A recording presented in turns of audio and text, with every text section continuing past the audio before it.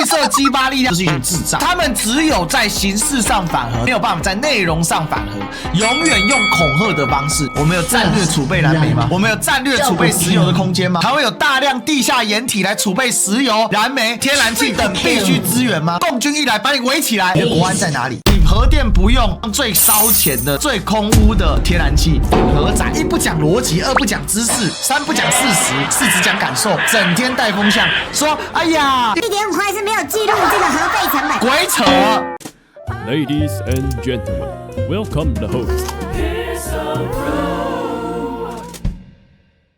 土条电报绿色鸡巴联盟主打的就是经济部说谎，核电关闭，煤电没有增加，空气没有变脏，完全胡说八道，真的是被黄世修抓起来吊打在地上。那经济部最会，哎呀，重启核电厂好困难呐，好难呐，重启核电厂不符经济效益啊，好多年呐，核电技术又老了，这经济部在鬼扯淡啊，所以难怪被黄世修来一个回答我。领导上卡上是台电的员工，你自少年时都在反核运动，嘛搁做官，台电不该破产，你嘛是真友好呢。你说常年倡议审议式民主，结果找来开会的清一色都是反核团体，规定大家只能讨论非核家园，对你的民主一言堂啊！你整天拿 SDGs 永续发展说嘴，专访还强调可负担的洁净能源，结果我国的洁净能源因为废核直接被砍掉10几%，不进反退。你主管行政院减碳办公室，专门用火力减碳，带团去外国参加 COP 气候会议，丢脸丢到国外。人家是名侦探柯南，你是名侦探子伦。不要跟我说天然气有减碳哦，如果核能继续用，天然气也减碳，燃煤明明可以减更多，这是基本逻辑。是天然气爆干贵，每年烧到几千亿的新台币，包含核废料处理，核能1度电1.5块钱，再生能源1度5.5块钱，价差4块钱。如果所有核电厂都运转，每年可以发600亿度电，可以省2400亿元新台币，等于每年可以普发现金1万元。哦，这个今天是一个很大的标题哦。黄世修说，所有核电厂重启的话，每年可以普发1万新台币，这真蛮给力的耶，我也想要。6核3。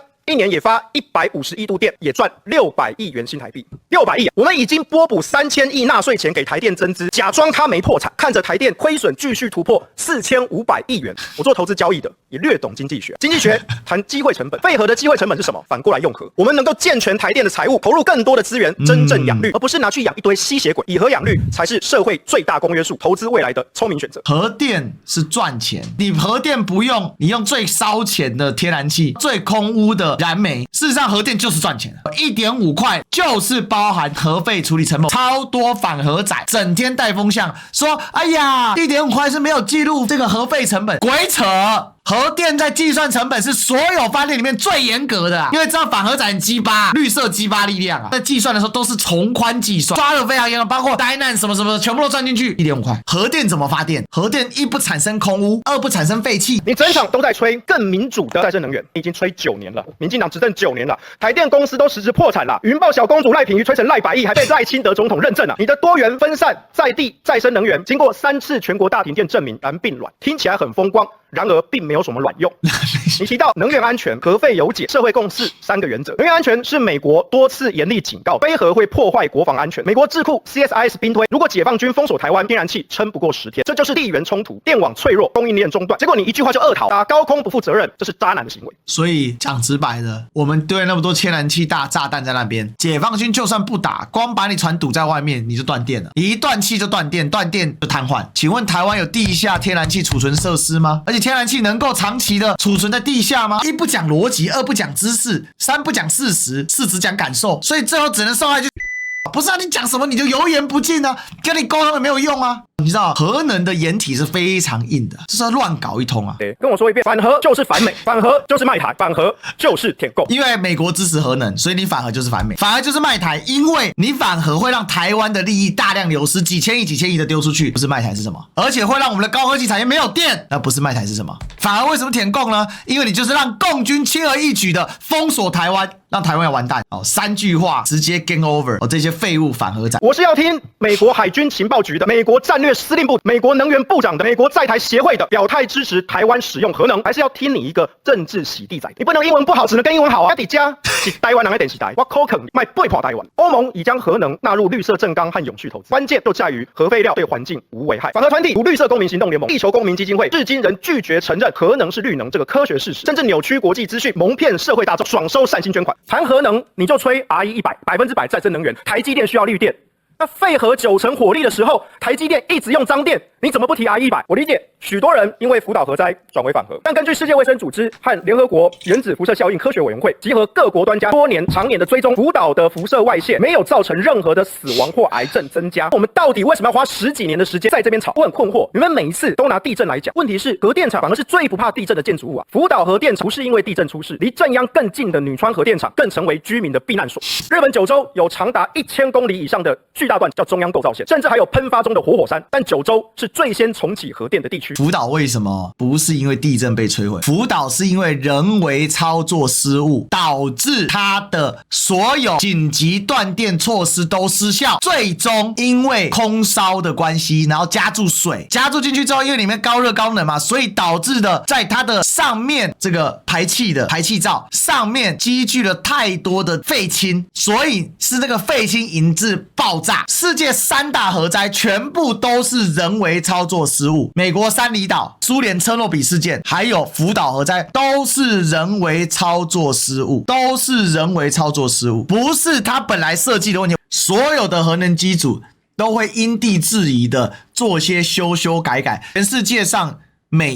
它的每一个都会做一些微调，基于现时现地各种状况，基于政策各种状况，它都会做微调。这也是为什么核四的燃料棒拔起来之后到美国去它是卖不掉，因为你要卖掉，你要把它重新的回炉再断，设计成符合其他核电厂燃料棒的样式。所以绿色激发力量这种反核仔就是一群智障，因为他们只有在形式上反核，从来没有办法在内容上反核，永远用恐吓的方式，因为他们根本不了解核电逻辑是什么。每年散布各种反核假宣言，事实上新一代的包括在核废料的方面，他们都有长足的进步，但旧的然后把很多的核电厂也慢慢退役了，这才是核电的真相。所以很多人讲核电都乱讲一通啊。以前内政部报告土壤异化和建物防震能力的时候，突然来个摸摸派对，眼罩一戴下去就是蟑螂包，我原地行来，跟这些假环团一样，反核的眼罩戴下去，我们的生态环保和国防安全就随便人家摸了。你去摸摸派对，如果看到有人贴核电归零贴就代表智商太低，可以割韭菜。今年洪胜汉的绿盟和沈博阳的黑熊学院有出反核文宣小物啊，那希望这次不要又被抓包是淘宝货，赚红钱吸红奶水。屏东县长周春米坚决反对核三，你屏东出身，就跟李怀威玩，主打在地民意。彭村证明70%赞成核三研议，在地的镇长、里长都力挺核三研议。你管就较大呢，你立委就大呢，出来讲，恁拢是老百姓，一票挡出来，结果你放晒乡亲，树咱的会，派人探爸爸，这款政客，我甲讲，伊代表民意代表根本就是白惨，